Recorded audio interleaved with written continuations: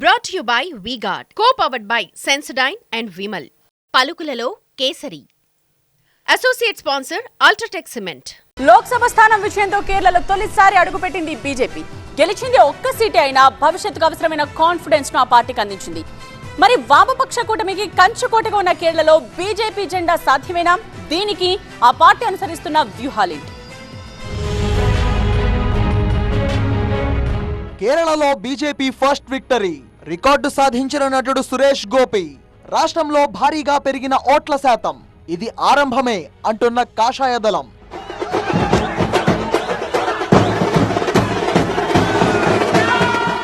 దేవభూమి కేరళలో ఈ ఎన్నికల్లో బోని కొట్టింది భారతీయ జనతా పార్టీ. ఆ పార్టీ నుంచి పోటీ చేసిన మలయాళ నటుడు, రాజ్యసభ సభ్యుడు సురేష్ గోపి సరికొత్త చరిత్రను క్రియేట్ చేశాడు.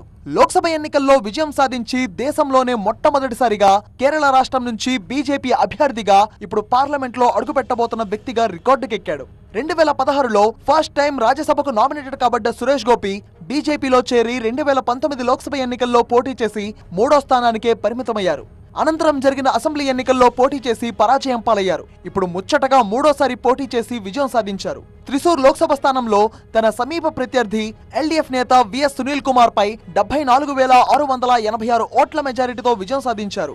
ఇప్పటి వరకు 18 సార్లు లోక్సభ ఎన్నికలు జరిగినప్పటికీ ఇప్పటి వరకు కాషాయ పార్టీ కేరళలో ఎప్పుడూ విజయం సాధించిన ఆనవాళ్లు లేవు. ఫస్ట్ టైం సురేష్ గోపి ఆ ఘనతను సాధించారు. అంతేగాక కేంద్రంలోనూ మరోసారి బీజేపీ ప్రభుత్వమే రానుండడంతో సురేష్ గోపికి ప్రాధాన్యత ఉన్న మంత్రి పదవి దక్కవచ్చు అనే వార్తలు వినిపిస్తున్నాయి. కేరళను కోటగా మార్చుకుని దశాబ్దాలుగా పాలన సాగిస్తున్నాయి ఎల్డీఎఫ్, యూడీఎఫ్లు. ఓ పార్టీ అధికారంలోకి వస్తే మరో పార్టీ ప్రతిపక్షంలో ఉంటుంది తప్ప మూడో పార్టీకి అవకాశం లేదన్నట్టు ఉంటుంది అక్కడి పరిస్థితి. అయితే మిషన్ సౌత్ లో భాగంగా ఈసారి కేరళపై భారీగా దృష్టి పెట్టింది బీజేపీ. ప్రధాని మోదీతో పాటు పార్టీ అగ్రనేతలు అమిత్ షా, నడ్డాలు ఆ రాష్ట్రంలో సుడిగాలి పర్యటనలు చేశారు. అయితే ఈ ఎన్నికల్లో ఆ పార్టీ ఆశించిన సీట్లు రానప్పటికీ తన ఓట్ల శాతాన్ని బానే పెంచుకుంది. రాష్ట్రంలో బీజేపీ సాధించిన ఏకైక సీటైన త్రిశూర్లో 37.8% ఓట్లను సాధించగలిగింది. అలాగే పార్టీ నుంచి పోటీ చేసిన రాజీవ్ చంద్రశేఖర్ కూడా తిరువనంతపురంలో గణనీయమైన ఓట్లను సాధించారు. ఆయన 35.52% ఓట్లను సాధించి 2వ స్థానంలో నిలిచారు. కేంద్ర మంత్రి వి మురళీధరన్ అటింగల్లో 3వ స్థానంలో నిలిచినప్పటికీ ఆయన కూడా 31.64% ఓట్లు సాధించుకున్నారు. అలాగే మరో 10 స్థానాల్లో 20% ఓటింగ్ ను బీజేపీ తన ఖాతాలో వేసుకుంది. కేరళ ఓటర్లలో మార్పును ఈ ఫలితాలు సూచిస్తున్నాయి అని చెప్తున్నారు కమల నేతలు. సురేష్ గోపి గెలుపొందిన త్రిశూర్లో పెద్ద సంఖ్యలో క్రైస్తవ ఓటర్లున్నారు. ఈ నియోజకవర్గంలో దాదాపు 58% హిందూ ఓటర్లు ఉండగా క్రైస్తవుల ఓట్లు 24% ఉన్నాయి. గత ఏడాది ఏప్రిల్లో కేరళలోని సిరో మలబార్ క్యాథలిక్ చర్చ్ ప్రతినిధి బృందాన్ని కలవడం ద్వారా ఆ వర్గం ఓట్లను ఆకట్టుకునే ప్రయత్నం మొదలుపెట్టారు ప్రధాని.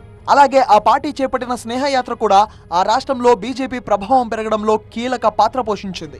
బీజేపీ కేంద్ర నాయకత్వం వ్యూహాత్మకంగా వేసిన అడుగులతో రాష్ట్రంలో పార్టీకి కీలకంగా వ్యవహరిస్తున్న సురేష్ గోపి ప్రజల పక్షాన చేసిన పోరాటాలు కూడా ఎన్నికల్లో పార్టీకి బాగా ఉపయోగపడ్డాయని తెలుస్తోంది. ఇక లోక్సభ ఎన్నికల్లో ఉత్తరప్రదేశ్, రాజస్థాన్, మహారాష్ట్ర వంటి కీలక రాష్ట్రాల్లో భారీగా సీట్లు కోల్పోయిన బీజేపీ తన మిత్రపక్షాలతో కలిసి దక్షిణాదిలో నిలదొక్కుకోగలిగింది. ఆయా రాష్ట్రాల్లో గత ఎన్నికల్లో సాధించిన 60 నుంచి 70 సీట్ల వరకు కోల్పోయిన ఎన్డీఏ పక్షాలు దక్షిణాదిన 50 సీట్ల వరకు గెలుచుకోగలిగాయి. ఈ స్థానాలే కమలనాథులను మ్యాజిక్ ఫిగర్ ను అందుకునేలా చేశాయి. ఏపీలో ఎన్డీఏ గెలిచిన 21 స్థానాలతో పాటు తెలంగాణలో సాధించిన 8 సీట్లు, కర్ణాటకలో గెలిచిన 19 సీట్లు ఆ పార్టీని కేంద్రంలో తిరిగి అధికారంలో వచ్చేందుకు ఉపయోగపడ్డాయి. ఇక 39 సీట్లున్న తమిళనాడులో ఎంత పోరాటం చేసినప్పటికీ ఈ ఎన్నికల్లో ఖాతా తెరవలేకపోయింది బీజేపీ. సినీ నటి రాధిక, తెలంగాణ మాజీ గవర్నర్ తమిళిసై, పార్టీ రాష్ట్ర అధ్యక్షుడు అన్నామలై వంటి ఉద్దండలను బీజేపీ బరిలో దించినప్పటికీ తమిళ ప్రజలు మాత్రం ఏకపక్షంగా అన్ని స్థానాల్లో డీఎంకే కూటమికే పట్టం కట్టారు. ఈసారి కేరళతో మొదలైన ప్రయాణం వచ్చే ఎన్నికల్లో తమిళనాడులో కూడా కొనసాగాలని భావిస్తోంది కమలదళం.